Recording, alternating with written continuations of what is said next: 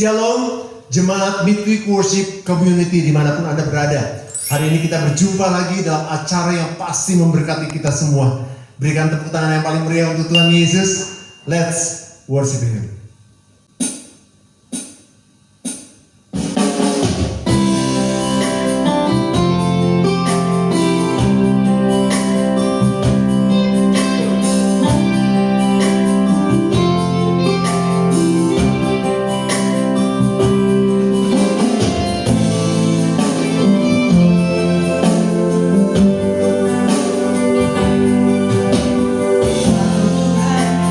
Jadi andalanku,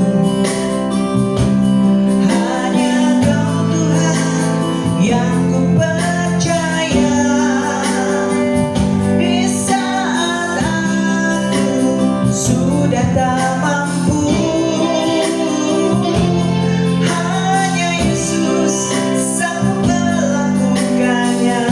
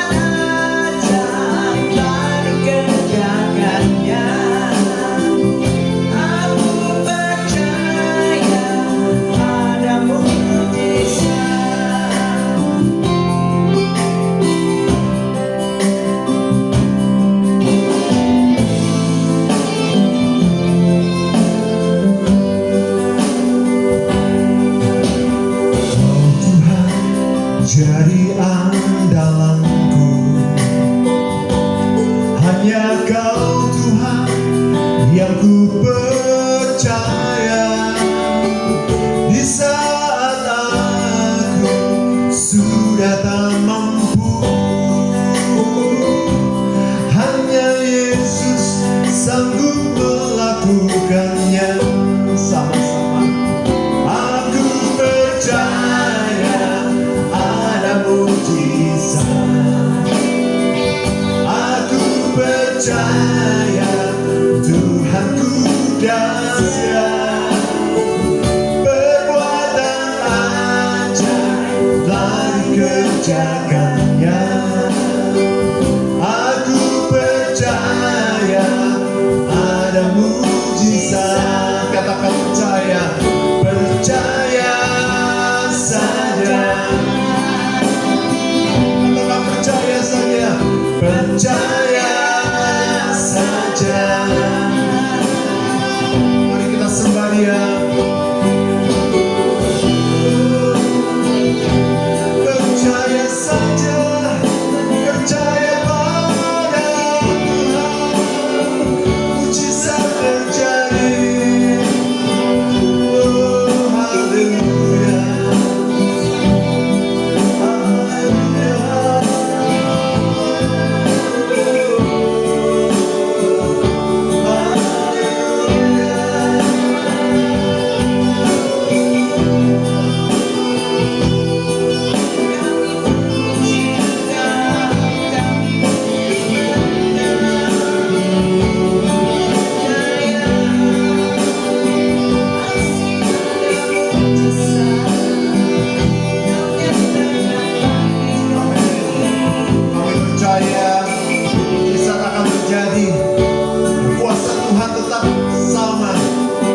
Sekarang sampai selama-lamanya. Mari sama-sama katakan,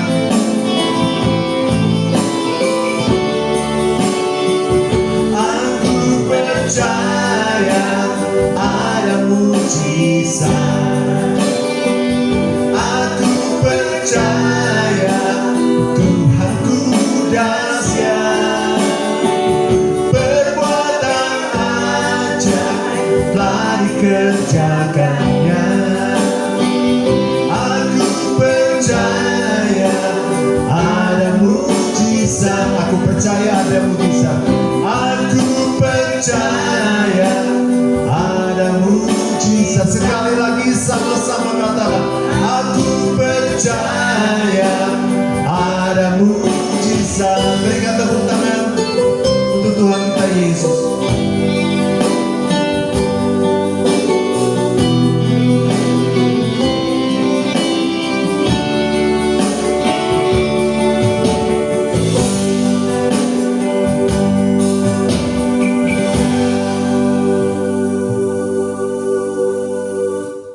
Haleluya.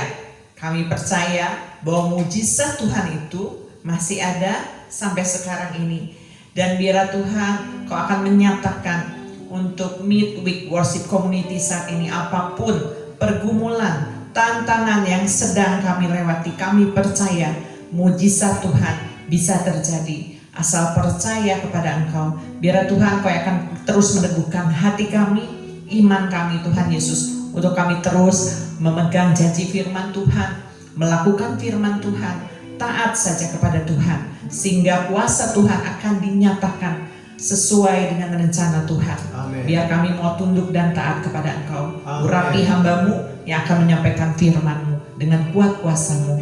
Urapi setiap hati kami agar kami boleh menerima firman Tuhan dengan hati yang terbuka, dengan tulus hati, dengan hati yang lemah lembut. Terima kasih Tuhan, terpujilah nama-Mu, di dalam nama Tuhan Yesus kami bersyukur. Haleluya. Amin. Amin, amin, amin. Sudah diberkati pada hari ini, pasti diberkati. Amin. Tulis di kolom chat, aku diberkati dan siap mendengarkan firman Tuhan. Dan firman Tuhan pada hari ini akan disampaikan oleh Pastor Sam. Enjoy his word. Shalom. Bapak Ibu Saudara yang dikasih oleh Tuhan, MWW Community yang diberkati Tuhan, baik yang ada di seluruh Indonesia maupun di luar negeri. Puji Tuhan, kita sudah memasuki minggu ketiga bulan November tahun ini. Saat ini kita akan belajar bagaimana membawa misi Tuhan keluar tembok gereja supaya dunia merasakan kasih Kristus melalui hidup kita. Saya mengajak kita tundukkan kepala dan berdoa. Bapa, di dalam nama Tuhan Yesus Kristus, terima kasih oleh anugerah-Mu. Pada kesempatan ini kami membuka hati kami untuk mendengarkan firman-Mu. Roh Kudus menerangi hati dan pikiran kami, sehingga kami mengerti firman Tuhan, menghidupi firman itu dalam kehidupan kami, dan dapat menjadi berkat dimanapun kami berada. Kami siap menyambut pemberitaan firman Tuhan dengan ucapan syukur dalam nama Yesus kami berdoa. Amin. Tema khotbah saya hari ini adalah dipanggil menjadi garam dunia. Dipanggil menjadi garam dunia. Katakan bersama saya, dipanggil menjadi garam dunia. Saya adalah garam dunia. Haleluya. Saudaraku, waktu Tuhan Yesus berkata, kamu adalah garam dunia, Ia tidak sedang memuji kita. Ia tidak sedang memuji kita. Ia sedang memberikan tugas dan tanggung jawab rohani. Artinya, kita dipanggil untuk memberikan dampak, untuk mempengaruhi dunia, bukan dipengaruhi dunia. Saya mengajak kita membaca ayat kunci dari Matius 5 ayat 13. Matius 5 ayat yang ke-13. Saya baca demikian. Kamu adalah garam dunia. Jika garam itu menjadi tawar, dengan apakah ia diasinkan? Tidak ada lagi gunanya selain dibuang dan diinjak orang. Sekali lagi, kamu adalah garam dunia. Jika garam itu menjadi tawar, dengan apakah ia diasinkan? Tidak ada lagi gunanya selain dibuang dan diinjak orang. Dalam bahasa Yunani, kata garam disebut halas. Sesuatu yang memberi rasa dan mencegah pembusukan. Yesus berkata, kamu adalah halas dunia. Artinya kita adalah orang-orang yang membawa rasa surga ke dunia yang tawar. Ya, kita, saya dan saudara adalah orang-orang yang dipanggil menjadi umat kepunyaan Tuhan untuk membawa dampak, membawa rasa surga ke dunia yang tawar ini. Kalau garam kehilangan rasa, kata Yunani morante artinya menjadi tawar, berarti garam itu telah kehilangan fungsi dan makna. Begitu pula orang Kristen yang tidak lagi membawa kasih, kebaikan, dan integritas. Hidupnya hambar, hidupnya morante, hidupnya telah kehilangan rasa. Bapak ibu saudaraku, dunia ini sedang tawar. Tapi Tuhan mau kita umatnya hadir, membawa rasa kasih Kristus dimanapun kita berada. Katakan bersama saya, amin. Ya, kita dipanggil, umat Tuhan, kita hadir untuk membawa rasa kasih dimanapun kita berada. Saya ingin Bapak Ibu membayangkan ini. Seorang ibu memasak sayur sop. Istri saya senang sekali masak, dan saya senang dan masakan istri saya. Ya, semua bahan lengkap. Ada ayam, ada wortel, ada kentang, ada seledri. Ya. Tapi begitu dicicipi, rasanya hambar. Ya. Kenapa? Karena lupa kasih garam. Tapi waktu sop itu ditambah sejumput garam, langsung berubah. Semua menjadi mantap, menjadi enak. Demikian juga dengan hidup kita, hidup saya, hidup saudara. Dunia sedang tawar seperti sayur sop tanpa garam. Terlihat indah, menarik, tapi begitu dicicipi hambar tanpa kasih Tuhan. Dan Tuhan memanggil saya dan saudara, memanggil kita supaya kehadiran kita membuat dunia mempunyai rasa surgawi. Sehingga dunia ini indah dan dunia ini mempunyai rasa kasih Kristus.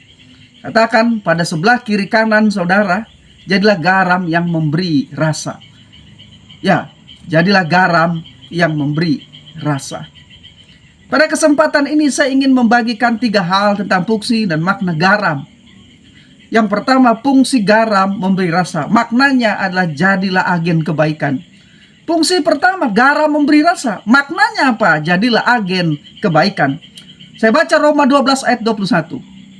Janganlah kamu kalah terhadap kejahatan, tetapi kalahkanlah kejahatan dengan kebaikan. Saudara, fungsi pertama garam adalah memberi rasa. Begitu juga dengan kita, anak-anak Tuhan, dipanggil untuk membuat suasana di sekitar kita menjadi lebih baik. Entah itu di rumah, entah itu di kantor, entah itu di gereja, entah itu di lingkungan tempat kita bekerja, dimanapun kita berada. Ya, fungsi pertama garam adalah memberi rasa. Demikian juga kalau kita hadir, suasana akan berubah menjadi lebih baik karena kita memberi rasa dengan hadir di situ. Artinya, dengan langkah-langkah yang konkret Bapak Ibu, kata-kata kita lembut, senyum kita tulus, ucapan kita, ya ucapan syukur kita itu menular. Itulah rasa dari garam surgawi. Saya kepingin kita dalam minggu ini membuat langkah-langkah konkret, langkah-langkah nyata untuk menjadi garam yang memberi rasa. Bagaimana caranya? Lakukan 1 atau 2 hal kecil tapi bermakna. Misalnya, ucapkan terima kasih dengan tulus pada orang di sekitar kita. Pada satpam di lingkungan kantor, terima kasih sudah menjaga keamanan. Pada cleaning service, ucapkan terima kasih sebab telah menjaga kebersihan lingkungan. Dan kehadiranmu lingkungan kantor ini menjadi bersih. Dengan istri kita, ya ucapkan terima kasih sayangku, masakanmu hari ini sungguh enak. Hal kecil ini bisa membawa rasa besar bagi hati seseorang. Ya, karena ini memberikan rasa.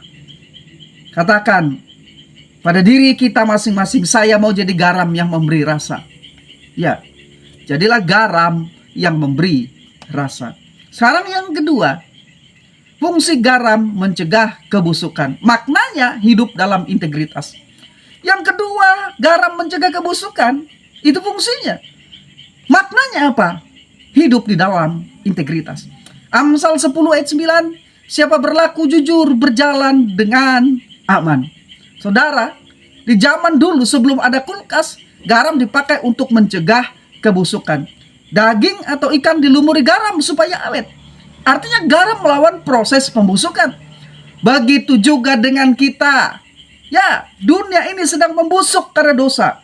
Gosip, kebohongan, ketidakjujuran, korupsi, termasuk korupsi waktu dan moral yang rusak. Tapi Tuhan mau kita menjadi pengawet rohani. Kita tidak ikut-ikutan arus dunia, tapi berdiri teguh dengan integritas. Saya kepingin dalam minggu ini kita memberi aksi yang nyata. Bagaimana caranya untuk kita mencegah kebusukan dan memberi aksi yang nyata dalam kehidupan kita sehari-hari? Begini, kalau mendengar gosip, jangan ikut-ikutan. Kalau diajak curang, tolak. Kalau diajak korup, kalau diajak tidak jujur, tolak. Kalau semua orang mengeluh di sekitar kita, kita bersyukur. Jangan mengeluh, jangan ikut-ikutan mengeluh. Itulah cara dalam kehidupan kita sehari-hari kita mengasingkan dunia. Dunia yang sedang membusuk. Katakan pada diri saudara sendiri, saya mau hidup dalam integritas. Ya, hiduplah di dalam integritas. Yang ketiga, fungsi garam menyembuhkan luka. Maknanya, jadilah pembawa damai. Ya, fungsi garam menyembuhkan luka. Dengan makna, jadilah pembawa damai. Kolose 4:6, hendaklah kata-katamu senantiasa penuh kasih, jangan hambar. Morante, hambar tanpa rasa. Paulus katakan, jangan hambar, tapi kata-katamu penuh dengan kasih. Saudara, di masa lalu garam dipakai untuk menyembuhkan luka. Waktu luka dilumuri garam, terasa sakit, terasa perih, tapi itu menyembuhkan. Demikian juga dengan kata-kata kita, kata-kata saya, kata-kata saudara. Kadang kebenaran itu terasa perih, tapi justru menyembuhkan. Tuhan mau saya dan saudara membawa kata-kata yang membangun, bukan menghancurkan. Kata-kata yang menghibur, bukan menyakiti. Ya, ketika orang lain terluka, orang lain disakiti, mari kita menjadi garam yang menenangkan, yang memulihkan, dan menyembuhkan melalui perkataan-perkataan kita. Katakan bersama dengan saya mau menjadi garam yang menyembuhkan. Saya mau menjadi pembawa damai. Saya mau kata-kata saya penuh kasih kepada siapa saja. Ada seorang pegawai Kristen di kantor yang keras dan penuh kompetisi. Wajar. Kantor ada kompetisi itu wajar. Semua orang di sana, namun ini tidak baik karena suka curang dan saling menjatuhkan. Tapi dia tetap bekerja dengan jujur dan ramah. Lama-kelamaan suasana kantor mulai berubah. Suatu hari atasannya berkata, saya tidak tahu apa yang berbeda dari kamu. Tapi kalau kamu ada di kantor ini terasa damai. Saudara, itulah garam. Tidak banyak bicara, tapi memberi rasa. Tidak menonjol, tapi mengubah suasana. Tuhan mau setiap kita seperti itu. Jadi apa yang menjadi pesan firman Tuhan bagi kita hari ini? Menjadi garam berarti pertama, memberi rasa melalui kebaikan dan kasih. Menjadi garam dunia berarti yang kedua, mencegah kebusukan dengan hidup berintegritas, jujur, tidak korup, dan lain sebagainya. Menjadi garam berarti yang ketiga, menyembuhkan luka dengan kasih dan perkataan yang membangun, menasehati, dan membangkitkan pengharapan. Saudara, dunia ini sedang kehilangan rasa. Tapi Tuhan mengutus kita, mengutus saya dan saudara, supaya dunia ini kembali merasakan kasih-Nya. Jangan jadi garam yang morante, garam yang hambar, garam yang tawar. Tapi jadilah halas yang mengasinkan dunia bagi kemuliaan Tuhan. Katakan bersama dengan saya mau menjadi garam yang mengasinkan dunia bagi kemuliaan Tuhan. Amin. Deklarasikan iman ini bersama dengan saya. Di penghujung khotbah pendek ini, saya ingin mengajak kita membuat sebuah deklarasi. Mari bersama-sama dengan saya, dengan iman ucapkan ini. Kami percaya bahwa kami adalah garam dunia. Kami dipanggil untuk memberi rasa kasih di tengah dunia. Mencegah kebusukan dengan hidup berintegritas.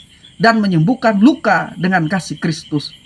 Kami tidak akan menjadi tawar, tetapi akan mengasingkan dunia bagi kemuliaan Tuhan. Amin. Mari kita tundukkan kepala, kita berdoa. Bapa, terima kasih untuk firman-Mu yang sudah kami bersama dengarkan hari ini. Kayaknya firman Tuhan ini bekerja oleh Roh Kudus di dalam kami. Firman itu mentransformasi hidup kami, sehingga kami benar-benar menjadi garam yang memberi rasa, mencegah pembusukan, dan menyembuhkan luka bagi mereka yang ada sekeliling kami dan sekitar kami, sehingga membawa kemuliaan bagi Kristus Tuhan dan Juru Selamat kami. Hamba terbatas dalam berbicara dan berkata-kata, tapi Roh Kudus tidak terbatas, terus berbicara kepada kami, sehingga kami mengerti firman Tuhan, menghidupi firman Tuhan di dalam kehidupan kami, menjadi pelaku-pelaku firman yang setia. Dalam nama Yesus Kristus kami berdoa. Amin. Demikian yang dapat saya bagikan. Saya Pendeta Sam. Tuhan Yesus memberkati.